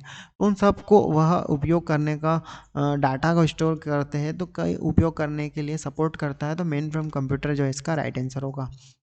अगर बात जाने मेन फ्रेम कंप्यूटर के बारे में, तो जैसे कि यहाँ पे दिया है, मेन फ्रेम कंप्यूटर का आकार, कार्यक्षमता, कीमत माइक्रो कंप्यूटर से अधिक बड़े होते हैं। ये बड़ी कंपनियों द्वारा बैंकों, सरकारी विभागों एवं केंद्रीय कंप्यूटर के रूप में इनका उपयोग होता है। यह कंप्यूटर किसी दिए गए समय पर सैकड़ों प्रयोगता, सैकड़ों यूजर को सपोर्ट करता है, जबकि मिनी कंप्यूटर एक या एक से अधिक व्यक्ति एक समय में एक से अधिक कार्य कर सकते हैं। मिनी कंप्यूटर में एक सीमा होती है, ठीक है, उसमें भी मल्टी यूज़र होते हैं लेकिन एक सीमा होती है। क्वेश्चन नंबर 36 में पूछा, फर्स्ट जनरेशन के कंप्यूटर से पहले निर्मित कंप्यूटर थे। सीमा तो इसमें भी होती होगी दोस्तों, लेकिन इसकी एक ज़्यादा क्षमता नहीं होती, जाने तो सैकड़ों प्रयोक्ता यूज़र नहीं आएंगे, ठीक है।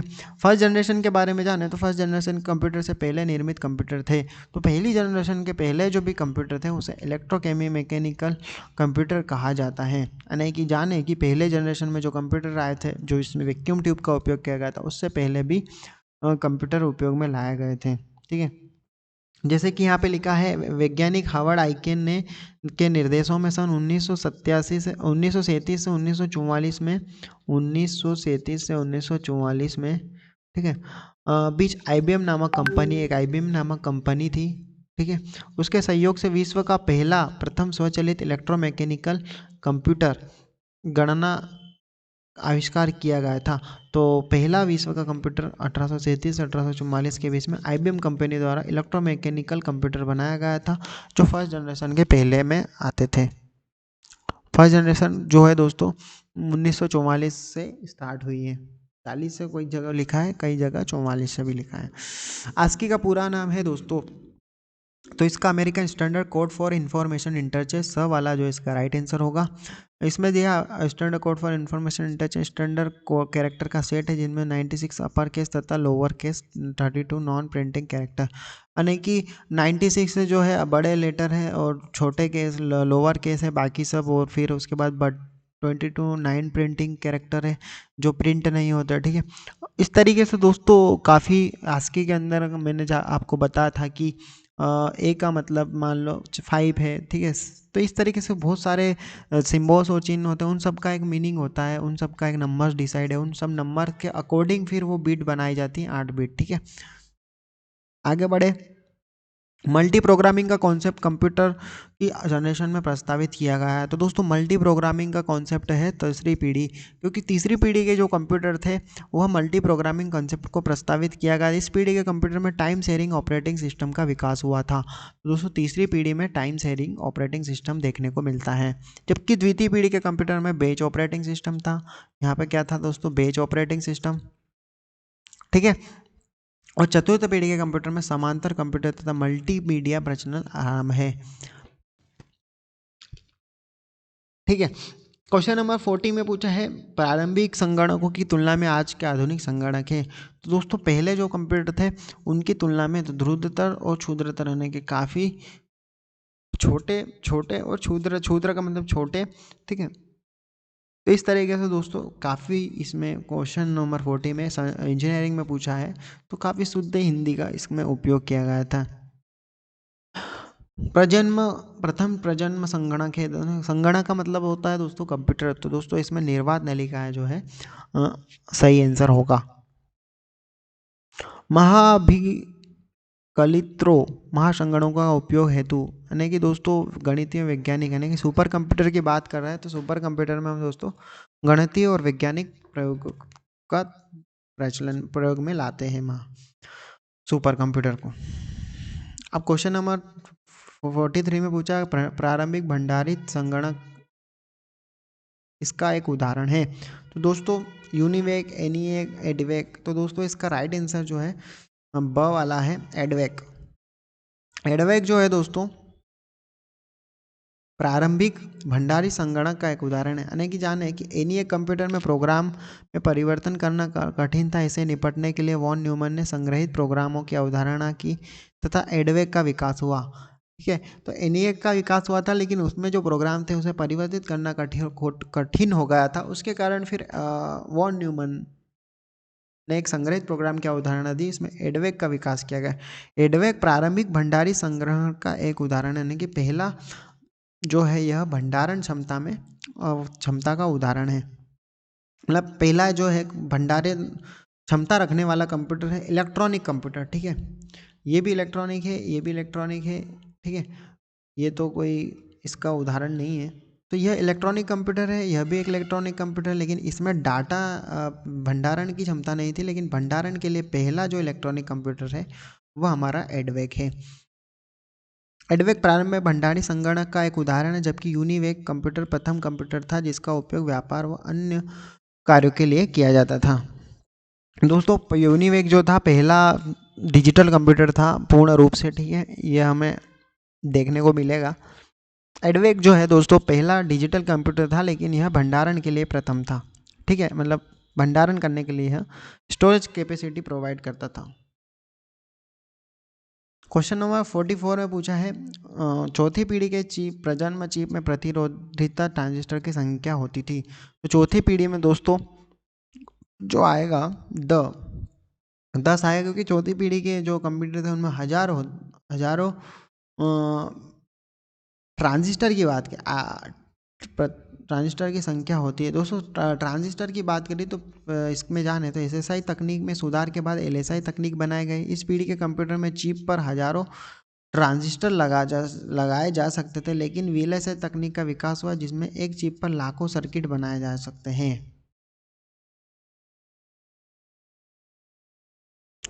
यानी कि 10 ट्रांजिस्टर। ठीक है, ट्रांजिस्टर और सर्किट, ठीक है, अलग अलग चीज़ें दोस्तों। तो इसमें जो है दोस्तों जो क्वेश्चन नंबर जो है इसका जो है राइट आंसर होगा, क्योंकि जो चौथी पीढ़ी के जो कंप्यूटर थे एसएसआई तकनीक small scale integration full form होता है दोस्तों। एलएसआई का फुल फॉर्म है लार्ज स्केल इंटीग्रेशन।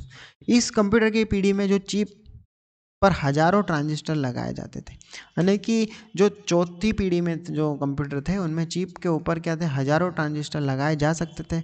इसके बाद एक वीएलएसआई तकनीक का विकास हुआ, वेरी लार्ज स्केल इंटीग्रेशन, जिससे एक चिप पर लाखों सर्किट बनाए जा सकते हैं।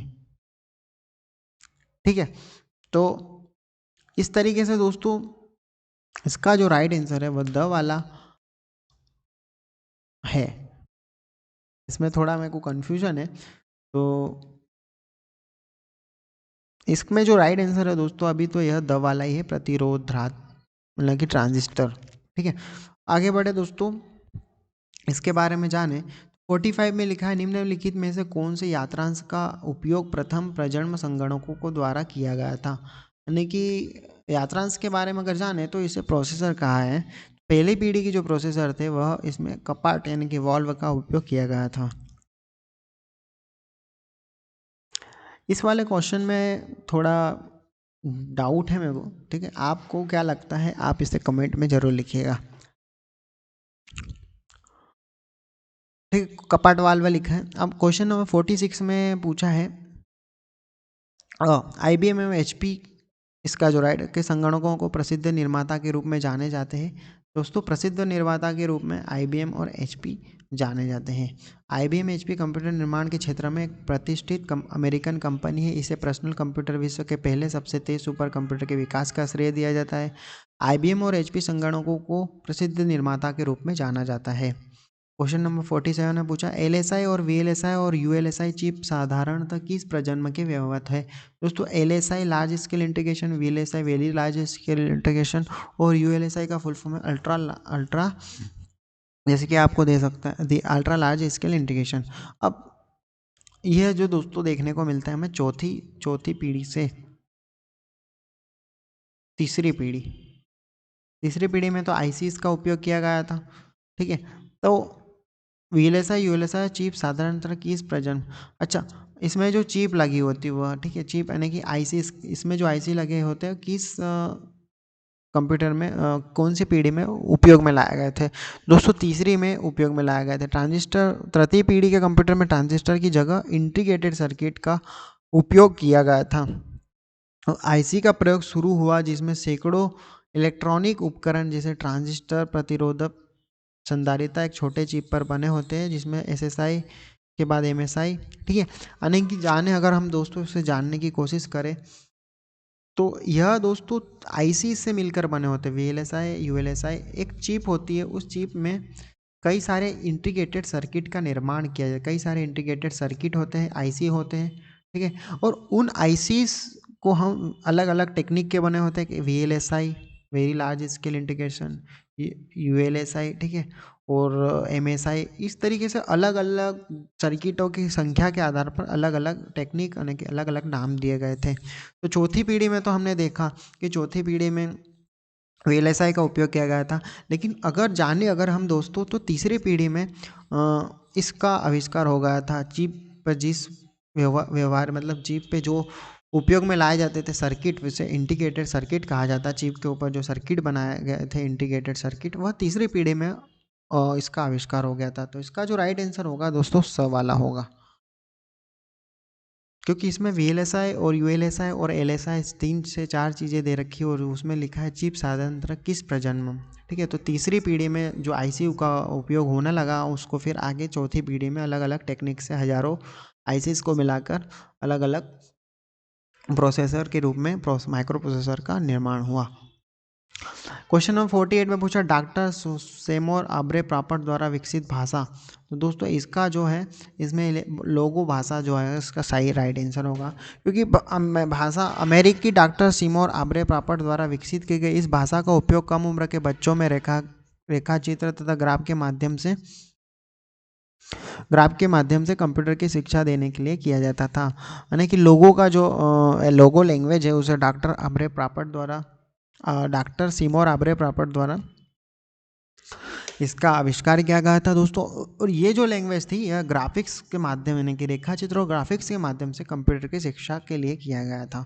जबकि पास्कल भाषा का विकास स्विट्जरलैंड के प्रोफेसर निकोलास विर्थ द्वारा किया गया था। क्वेश्चन नंबर 49 में पूछा है आस्की कूट है दोस्तों, आस्की का पूरा नाम क्या होता है। तो दोस्तों आस्की का पूरा नाम है American standard code for information interchange. ASCII का पूरा नाम है American standard for information interchange. यह एक लोकप्रिय कोडिंग सिस्टम है जिसका प्रारंभ आंसी द्वारा 1963 में किया गया था। जैसे कैरेक्टर के लिए 8 बिट होते हैं, जैसे कि मैंने आपको बताया एक कैरेक्टर को स्टोर करने के लिए 8 बिट की जरूरत होती है, 8 बार 0 या 1 की जरूरत होती है। तीव्र निरूपण के लिए हेक्साडेसिमल संख्या पद्धति का उपयोग किया गया है। क्वेश्चन नंबर 50 में पूछा पहला इलेक्ट्रॉनिक कौन सा था। तो ENIAC जो इसका राइट आंसर होगा दोस्तों, क्योंकि ENIAC जो था मैंने आपको जैसे यहाँ पे भी बताया था यूनिवेक, ठीक है। ENIAC जो था दोस्तों, यूनिवेक अलग है, ENIAC अलग है। ENIAC जो था दोस्तों, इसको बनाने वाले व्यक्ति का नाम था JP एकर्ड और जॉन मोचली ने सामान्य कार्यों के लिए प्रथम पूर्ण इलेक्ट्रॉनिक फुली न्यूमेरिकल कंप्यूटर का आविष्कार किया गया था। तो जैसे मैंने आपको यहाँ पे यूनिवेक के बारे में बताया दोस्तों, यूनिवेक नहीं आएगा। यूनिवेक जो था दोस्तों दूसरी पीढ़ी मतलब सेकंड स्टोरेज भंडारण क्षमता रखता था। सब इस एडवेक के बाद अगर भंडारण क्षमता में सेकंड नंबर पे जो था यूनिवेक था, मैंने आपको थोड़ा यहाँ पे मिस्टेक कर दी थी। तो इलेक्ट्रॉनिक पूर्ण रूप से इलेक्ट्रॉनिक जो कंप्यूटर था दोस्तों वह था ENIAC था दोस्तों, ठीक है।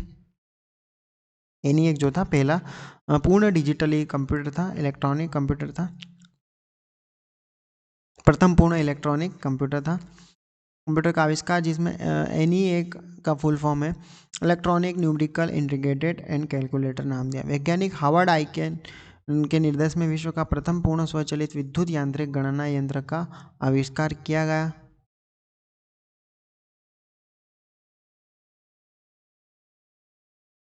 तो इसके जो आविष्कारक है JP एकर्ड, जॉन मोचली हैं, ठीक है, और हार्वर्ड आइकेन के निर्देश में हुआ था, ठीक है। तो इसको बनाने वाले तो JP एकर्ड और जॉन मोचली है, लेकिन हार्वर्ड आइकेन के निर्देश में पूर्ण स्वचालित विद्युत यांत्रिक कंप्यूटर का आविष्कार किया गया। इसे मार्क 1 नाम दिया गया सन 1939 में जॉन एंटानासॉफ और क्लिफोर्ड बेरी नामक वैज्ञानिकों ने मिलकर संसार का पहला इलेक्ट्रॉनिक डिजिटल कंप्यूटर आविष्कार किया जिसे ABC नाम दिया। अब हम दोस्तों इसमें थोड़ा हम डिटेल में थोड़ा जाने तो ABC एक कंप्यूटर था। एक कंप्यूटर कौन सा था हमारा इसमें मार्क 1, और एक कंप्यूटर जो दोस्तों था हमारा कौन सा, ENIAC, ठीक है। 3 कंप्यूटर थे, तो इसके बारे में एक ENIAC था, ENIAC, एक मार्क 1।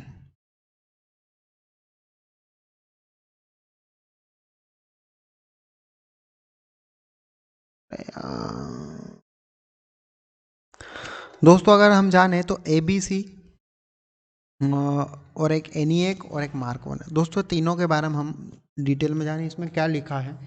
तो जो पहला जो है दोस्तों हमारा ENIAC के बारे में, तो इसका आविष्कार जो दोस्तों JP एकर्ट, ठीक है, और जॉन मॉचली, 2 व्यक्ति ने मिलकर 1946 में इसका आविष्कार किया था।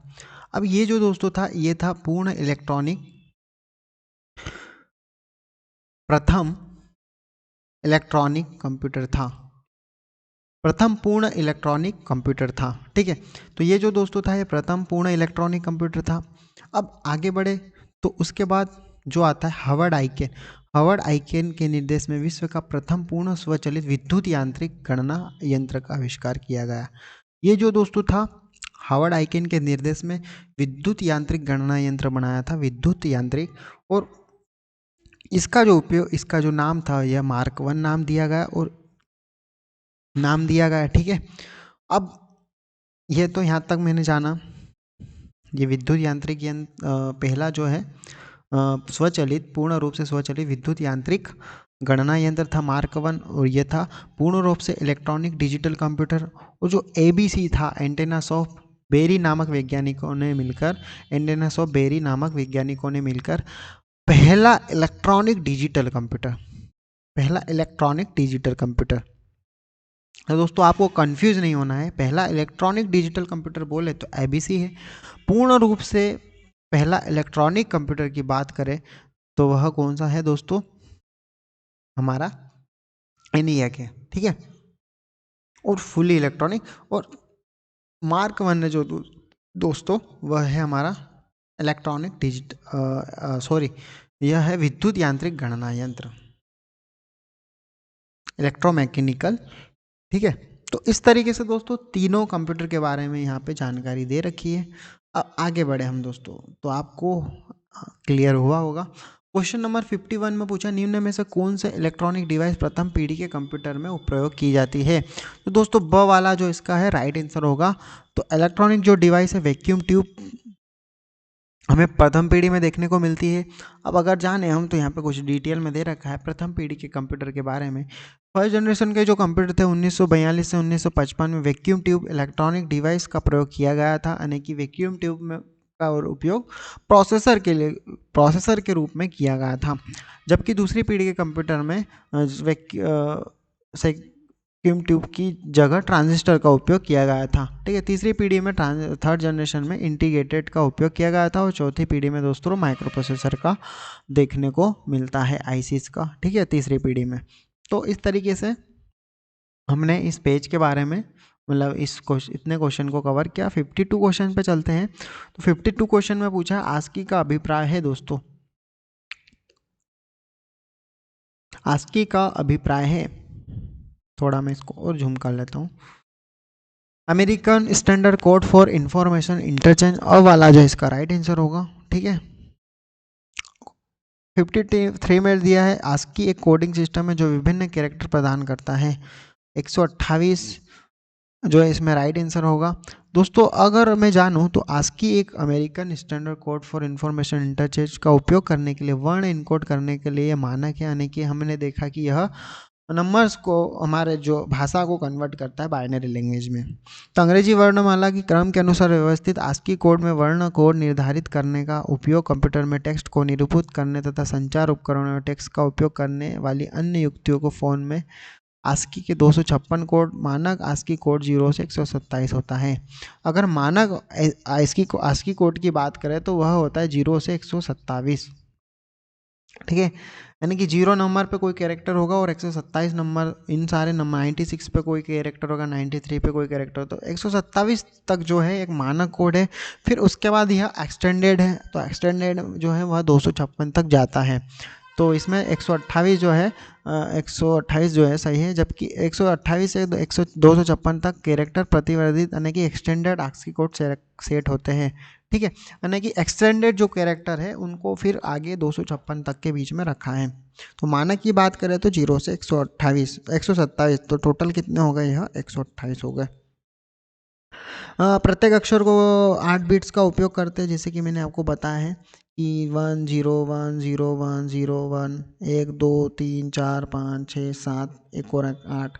दोस्तों ये 8 बार 0 और 1 जो है यह एक 8 बिट कहलाते हैं, ठीक है।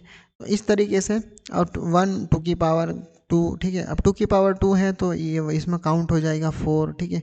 2 की पावर 3, ऐसे इस तरीके से दोस्तों कोई नंबर्स आएंगे 256 और 128 के बीच में, या फिर दे सके 0 से 256 के बीच में कोई सा भी एक नंबर आएगा। जब हम इसको हम कैलकुलेट करेंगे तो 200 के आसपास अगर कोई नंबर है तो इस 200 नंबर पे कोई कैरेक्टर स्टोर होगा, मतलब स्टोर करने के लिए रखा होगा, मान लो ABC कोई भी, ठीक है। तो इस तरीके से दोस्तों यह वर्क करता है। सुपर कंप्यूटर के बारे में जाने तो सुपर कंप्यूटर का जनक कौन है, तो सुपर कंप्यूटर का जनक है दोस्तों सैम्यूर क्रे, ठीक है। क्रे फर्स्ट, जिसका निर्माण अमेरिका की क्रे रिसर्च कंपनी 1980 में किया गया, जबकि परम सीरीज सुपर कंप्यूटर का परम 10,000 का निर्माण सीडेक पुणे द्वारा इसका आविष्कार किया गया था। तो कंप्यूटर के जनक प्रथम सुपर कंप्यूटर क्रे के फर्स्ट है, ठीक है, और इसका आविष्कार सैम्यूल क्रे ने किया था। कंप्यूटर के जनक के बारे में पूछा है, चार्ल्स बेबेज को कंप्यूटर क्षेत्र में के योगदान में आधुनिक कंप्यूटर विज्ञान का जनक कहा गया है। चार्ल्स बेबेज एक गणितज्ञ और दार्शनिक आविष्कारक और यांत्रिक इंजीनियर थे। वीवी मशीन की बात करें, वीवी मशीन की कंट्रोल तर्ज पर किए गए पंच कार्ड के प्रयोग का जन्मदाता दोस्तों हरमन होल्डिथ जो है इसका राइट आंसर होगा। अब आगे बढ़े दोस्तों, डेडिकेटेड संगणक का मतलब है, तो दोस्तों सिर्फ एक ही व्यक्ति द्वारा सिर्फ एक ही कार्य के लिए, डेडिकेटेड का मतलब होगा एक ही कार्य के लिए। पंच कार्ड को बनाया गया था, तो पंच कार्ड को बनाने वाले व्यक्ति का नाम है अ वाला है ब्लेज पास्कल, या फिर चार्ल्स बेबेज, बिल गेट्स हैं, जॉर्ज बुली। दोस्तों पंच कार्ड को बनाने के लिए बनाने वाले व्यक्ति का नाम है इसमें अ दिया है, लेकिन मुझे इससे सेटिस्फेक्शन नहीं है क्योंकि मुझे कभी भी इनका नाम देखने को नहीं मिला है। आपको अगर क्या लगता है आप इस क्वेश्चन पे कमेंट जरूर करिएगा। क्वेश्चन नंबर 59 में पूछा है कंप्यूटर का उपयोग कंप्यूटर का हाँ दोस्तों सॉरी डेड डेज का उपयोग कंप्यूटर की दूसरी जनरेशन में किया गया है। ट्रांजिस्टर तथा डायोड, ट्रांजिस्टर देखने को मिलता है दोस्तों सेकंड जनरेशन में हमें तो। अब आते हैं दोस्तों क्वेश्चन नंबर 60 में, निरंतर आंकड़ों पर काम करने वाला कंप्यूटर कहलाता है, तो वह दोस्तों डिजिटल कंप्यूटर कहलाता है। पर्सनल कंप्यूटर या डेस्कटॉप कंप्यूटर किसके उदाहरण हैं, तो दोस्तों पर्सनल कंप्यूटर और डेस्कटॉप कंप्यूटर है हमारे माइक्रो कंप्यूटर के उदाहरण। मेन फ्रेम कंप्यूटर के बारे में मैंने आपको बताया था दोस्तों, यह जो है काफ़ी ज़्यादा अमाउंट में जो डेटा होता है, काफ़ी सारा डेटा जो होता है उसको स्टोर करने के लिए इसका उपयोग किया जाता है। मिनी कंप्यूटर जो होता है वह माइक्रो कंप्यूटर से जो बड़े होते हैं, लेकिन मेन फ्रेम कंप्यूटर और सुपर कंप्यूटर से छोटे होते हैं। और सुपर कंप्यूटर के बारे में अगर जाने तो सुपर कंप्यूटर दोस्तों काफ़ी बड़े होते हैं और काफ़ी उच्च क्वालिटी के होते हैं, ठीक है। इसका जो है राइट आंसर होगा। डिजिटल कंप्यूटर जो माइक्रो प्रोसेसर पर काम करता है, माइक्रो प्रोसेसर कंप्यूटर व्यक्तिगत उपयोगकर्ता के लिए डिजाइन किया जाने वाला व्यक्तिगत कंप्यूटर है जो वर्ड प्रोसेसिंग, डेस्कटॉप प्रकाशन, अकाउंटिंग जैसे कार्य करता है। क्वेश्चन नंबर 62 में पूछा डिजिटल एवं एनालॉग दोनों प्रणालियों पर सर्वोत्तम मिश्रण है, एनालॉग डेल हाइब्रिड। हाइब्रिड कंप्यूटर जो है दोस्तों डिजिटल एनालॉग दोनों प्रणालियों पर कार्य करता है। अब आगे बढ़े दोस्तों, डिजिटल कंप्यूटर इन पर काम करता है, इसमें लिखा है डिजिटल कंप्यूटर इन पर काम करता है, तो दोस्तों डिजिटल कंप्यूटर है जो बाइनरी संख्याओं पर कार्य करता है। वैसे कंप्यूटर जो किसी कार्य को डिजिट के रूप में करते हैं, जिसे बाइनरी नंबर सिस्टम 0 या 1 पर कार्य करते हैं। हम विभिन्न अनुप्रयोग जैसे शिक्षा, बैंकिंग, व्यापार, मनोरंजन इत्यादि में डिजिटल कंप्यूटर का उपयोग करते हैं, आजकल काफ़ी प्रसिद्ध है। 64 में पूछा ऐसे कंप्यूटर जो नेटवर्क वातावरण में और मुख्यतः नेटवर्क सर्वर के रूप में प्रयोग करते हैं, यानी कि दोस्तों मेन फ्रेम कंप्यूटर जो है इसका राइट आंसर होगा, क्योंकि नेटवर्क सर्वर के रूप में विशाल कंप्यूटर होते हैं। इनका बड़े आकार होते हैं जो पूरे कमरे फर्श को ढक लेते हैं। मेन फ्रेम कंप्यूटर बड़ी कंपनी केंद्रीकृत सेवा के केंद्रीकृत सेवा देने के रूप में उपयोग किया जाता है। केंद्रीकृत कंप्यूटिंग सेवा दे के उद्देश्य में डिजाइन किए गए। कंप्यूटिंग के क्षेत्र में विकास के साथ साथ मेन फ्रेम का आविष्कार कम हो गया है।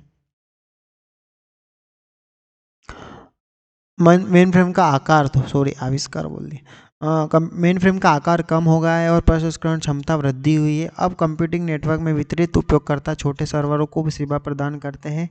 एंटरप्राइजेस सर्वर के रूप में जाने जाते हैं। मेन फ्रेम बहुत बड़े और महंगे कंप्यूटर है जो हजारों लोग एक समय में मेन फ्रेम का उपयोग करते हैं।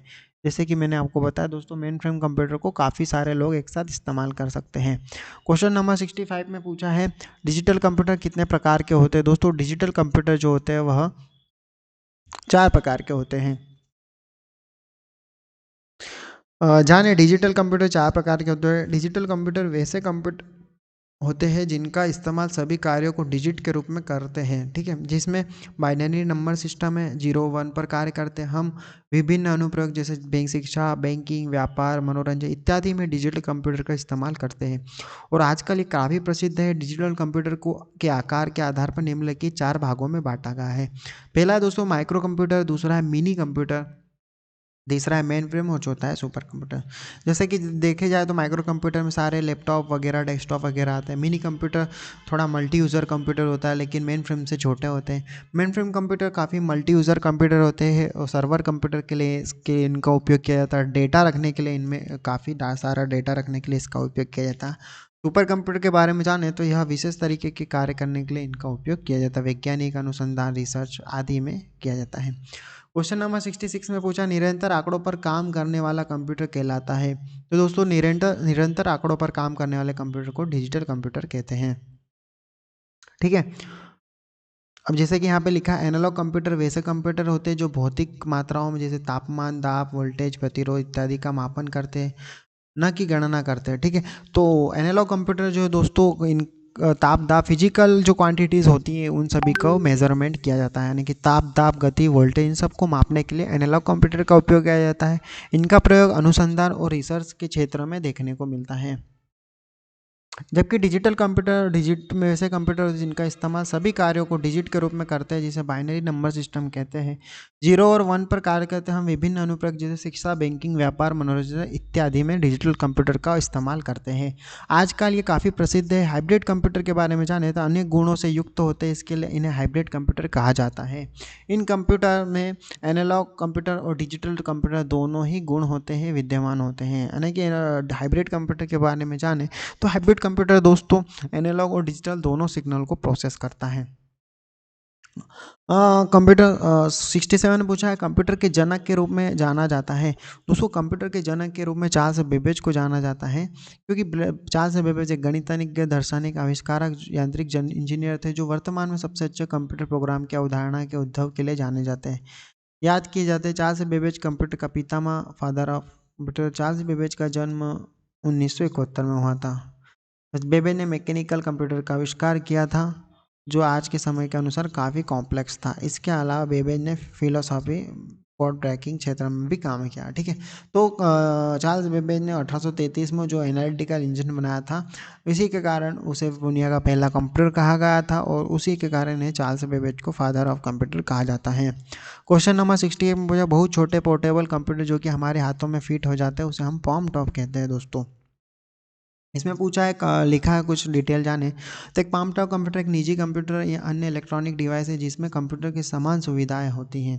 यानी कि पाम टॉप एक इलेक्ट्रॉनिक डिजिटल डिवाइस है जिसमें कंप्यूटर जैसे सुविधाएं देखने को मिलती है, आपके हाथों की हथेली में फिट हो जाता है। और प्रारंभिक पाम टॉप कंप्यूटर का एक अच्छा उदाहरण है पाम पिलोट है। उनके आकार के कारण शुरुआत palm top computer keyboard, mouse नहीं था और अक्सर इनपुट के लिए एक पेन पर निर्भर था। क्वेश्चन नंबर 69 पे पूछे निम्नलिखित में से सबसे सरल और सबसे पुरानी कंप्यूटिंग डिवाइस है। कैलकुलेटर। एबेकस दोस्तों सबसे प्राचीन गणना यंत्र है, ठीक है। नेक्स्ट लिखा क्वेश्चन नंबर 70 में पूछा दूसरी पीढ़ी के कंप्यूटर में उपयोग किए जाने वाले घटक थे। दोस्तों ट्रांजिस्टर जो है इसका राइट आंसर होगा, ठीक है। तो यहाँ पे देख सकते हो आपको द्वितीय पीढ़ी के कंप्यूटर द्वितीय पीढ़ी के समयावधि माने गए हैं वैक्यूम ट्यूब के स्थान पर ट्रांजिस्टर का आविष्कार सन 1947 में विलियम शॉकले ने किया गया था। मतलब विलियम शॉकले ने ट्रांजिस्टर का आविष्कार किया गया था और किया था। अब कंप्यूटर के प्राइमरी और सेकेंडरी मेमोरी का इस्तेमाल होने लगा और असेंबली लैंग्वेज के लिए high level language assembly language का उपयोग किया गया था, जो हाई लेवल प्रोग्रामिंग लैंग्वेज को सपोर्ट करने लगे। मल्टी प्रोग्रामिंग ऑपरेटिंग सिस्टम प्रयोग होने लगा था। दूसरी पीढ़ी का विशेषता के ट्रांजिस्टर पर आधारित थे। मेमोरी के लिए magnetic code, tape, photon, COBOL आकार में बड़े थे। ठीक है, लैंग्वेज भाषाओं का, ठीक है, फोटोन कोबोल भाषाओं का उपयोग किया। कूलिंग के लिए एसी की जरूरत थी। कार्य विशेष प्रोसेसिंग स्पीड में बढ़ोतरी, प्रथम पीढ़ी के मुकाबले कम ऊर्जा की जरूरत थी। ठीक है, ये सब कंप्यूटर जो है दूसरी पीढ़ी के नाम है। क्वेश्चन नंबर 71 ने पूछा कंप्यूटर डाटा को वेरिएबल पॉइंट वैल्यू सतत स्पेक्ट्रम डिजिटल या एनालॉग। एनालॉग कंप्यूटर जो है दोस्तों उसका जो डाटा है वेरिएबल होता है। ठीक है, वेरिएबल पॉइंट पर वैल्यू जो है सतत स्पेक्ट्रम के साथ दर्शाती हैं, तो कंटिन्यूस ये जो सतत स्पेक्ट्रम के साथ दर्शाती हैं। 72 में बचा एक इलेक्ट्रॉनिक डिवाइस जो डाटा को इन्फॉर्मेशन में परिवर्तित करता है। कंप्यूटर कंप्यूटर जो डाटा को इन्फॉर्मेशन में परिवर्तित। डाटा क्या होता है दोस्तों और इन्फॉर्मेशन क्या होता है जाने। तो डाटा जो होता है, जैसे कि मैं मेरा नाम किसी का नाम लिखता हूँ महेश, ठीक है, तो मैं इसको HESHM, ठीक है, यानी कि थोड़ा मैं इसको ठीक बता देता हूँ आपको। यहाँ लिखा हूँ मैं HESM, ठीक है, महेश, ठीक है। महेश को मैं ये लिखा, ये महेश एक इन्फॉर्मेशन है क्या, ये क्या है, एक इन्फॉर्मेशन है क्या, नहीं। लेकिन इसी को मैं अरेंज कर दूं महेश, तो यह एक इन्फॉर्मेशन है। लेकिन यह भी डाटा है, डाटा ये भी है, लेकिन यह अरेंज फॉर्म में है इसलिए इसे इन्फॉर्मेशन कहा गया। ये अरेंज फॉर्म में नहीं है इसलिए डाटा कहा है। ठीक है, तो इसको अरेंज करता है कंप्यूटर डाटा को और उसे इन्फॉर्मेशन में परिवर्तित करता है। कंप्यूटर का फुल फॉर्म है कंप्यूटर में C for commonly, M for machine, U for use for, E for education, O for operated, P for particular, T for technical और R फॉर रिसर्च। ये हमें याद करना है। 73 में पूछा मिनी कंप्यूटर को कंप्यूटर भी कहा जाता है। तो दोस्तों मिनी कंप्यूटर को मिड रेंज कंप्यूटर भी कहा जाता है।